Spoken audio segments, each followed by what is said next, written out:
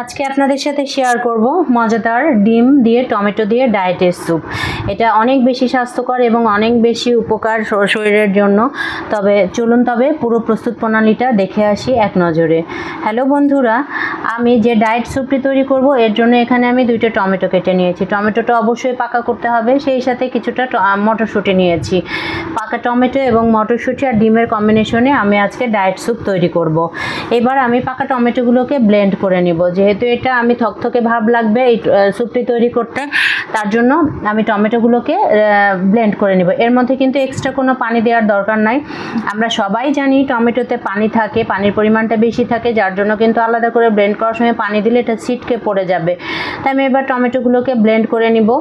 Blend করে নেওয়ার পরে যে থকথকে ভাব আসবে সেটাই কিন্তু আমাদের এই স্যুপ তৈরিতে কাজে লাগবে। আমার ব্লেন্ড করা হয়ে গেছে।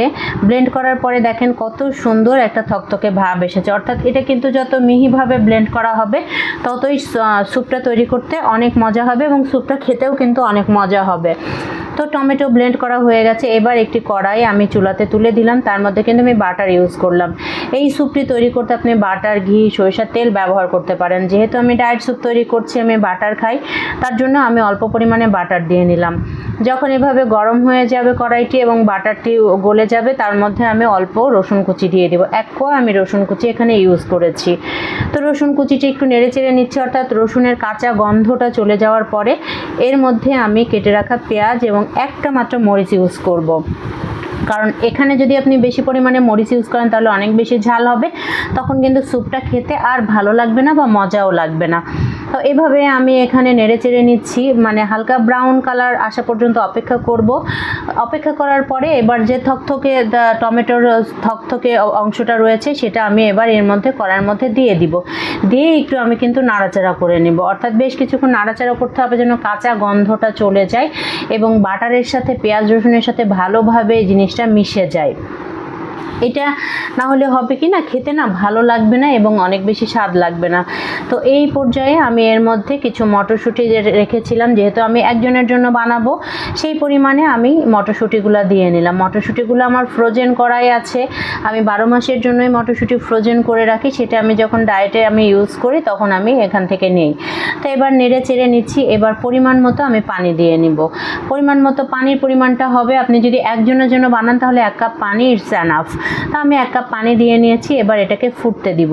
যতক্ষণ পর্যন্ত না ফুটবে ততক্ষণ পর্যন্ত না চুলার পাশেই দাঁড়ায় থাকবো। আসলে এই স্যুপটা এত বেশি উপকার, সপ্তাহে 2 দিন কিন্তু আমি এই স্যুপটা খেয়ে থাকি। এবার আমি যখন পানি দিলাম, পানি দিয়ে ভালোভাবে নেড়ে চেড়ে নেওয়ার পরে প্রয়োজন মতো লবণ দিয়ে নিলাম। লবণ দিয়ে আমি কিন্তু আরেকটু নাড়বো। সপ্তাহে যদি আপনি 2 দিন এই স্যুপটা খেয়ে থাকেন এবং অন্যান্য খাবার না খান আর রাত্রে ঘুমানোর আগে একটু চিয়া সিড খান, আপনার ওজন কমতে কিন্তু অনেক সাহায্য করবে। এছাড়াও সারাদিনের অন্যান্য ডায়েট প্ল্যান অবশ্যই আপনাকে মেনটেন করতে হবে। শুধু যে রাত্রে এটা খেলেই ওজন কমবে তা কিন্তু না। এই স্যুপটা আপনারা বাসায় ট্রাই করবেন, দেখবেন যে ক্ষুধাও লাগবে না, খেতেও মজা লাগবে এবং অনেক ওজন একটু কমতে অনেক বেশি সাহায্য করবে আর অনেক বেশি টেস্টি। তো পানি যখন ফুটে উঠতে শুরু করেছে তার মধ্যে আমি ডিম যে নিয়েছিলাম, এখানে আপনি ডিম 2 ভাবে দিতে পারেন। একটা ডিমকে ভেঙে নিয়ে উপর থেকে ছেড়ে দিতে পারেন, আবার ডিমকে গোলায় রেখে তার মধ্যেও দিতে পারেন। তো আমি আজকে তৈরি করব ডিমটাকে, আস্ত ডিমটাকেই আমি ফেটিয়ে দিব। আমি ডিমটাকে আগে থেকে ফেটিয়ে রাখি নাই। তো ডিমটা ফেটিয়ে দেওয়ার পরে যতক্ষণ পর্যন্ত না ডিমটা ভালোভাবে সিদ্ধ হবে এবং শক্ত হয়ে যাবে, সিদ্ধ হয়ে ততক্ষণ পর্যন্ত কিন্তু আমার এই স্যুপটা চুলাতেই থাকবে। অর্থাৎ এটা কিন্তু নামানোর উপযোগী হবে না। আমি একটু নেড়ে চেড়ে দিচ্ছি, মানে যে পানীয় অংশটা স্যুপের সেটা একটু গাঢ় গাঢ় হতে হবে, আদারওয়াইজ কিন্তু এটা টেলটেলে পাতলা ডাল হয়ে যাবে। তো আমি অপেক্ষা করছি। আসলে যে কোনো রান্নাই কিন্তু ধৈর্য ধরে রান্না করতে হয়, আর যদি সেটা আপনি ডায়েটে কোনো জিনিস তৈরি করেন তাহলে কিন্তু একটু বেশিই মনে হয় ধৈর্য দিতে হয়। যে কোনো জিনিসই কিন্তু ধৈর্যের ফল সুমিষ্ট হয়। তো আমরা অপেক্ষা করছি, আমাদের স্যুপটা কিন্তু প্রায়ই হয়ে এসেছে, এখন নামানোর পালা। আমি একটু ডিমটা দেখিয়ে দিই আপনাদেরকে। ডিমের অংশটা কিন্তু এমন হবে এবং স্যুপ দেখেন এইরকম হবে। একদমই কিন্তু পাতলা রাখবো না, আবার একদমই যে গাঢ় করে শুকায় ফেলবো তা কিন্তু না। তো অলমোস্ট আমার স্যুপ রান্না হয়ে গেছে। আমি এখন সার্ভিং ডিশে ঢেলে নিয়েছি।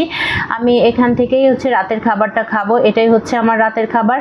আমি আশা করব যে এইভাবে স্যুপ আপনারাও একদিন ট্রাই করবেন, দেখবেন যে অনেক বেশি ভালো লাগবে এবং এত ইজি। অনেক সময় আছে কিছু রান্না করতে ইচ্ছে করে না, কি খাবো, তখন কিন্তু এভাবে ঝটপট স্যুপ তৈরি করে রান্না করে খেয়ে নেওয়া যায় এবং রাতের খাবারটা জম্পেশ হয়ে যায়। তো আশা করছি আমার রেসিপিটা আপনাদের ভালো লেগেছে, অবশ্যই ট্রাই করবেন। আজকে এ পর্যন্তই, সবাই ভালো থাকবেন। Thank you for watching, by.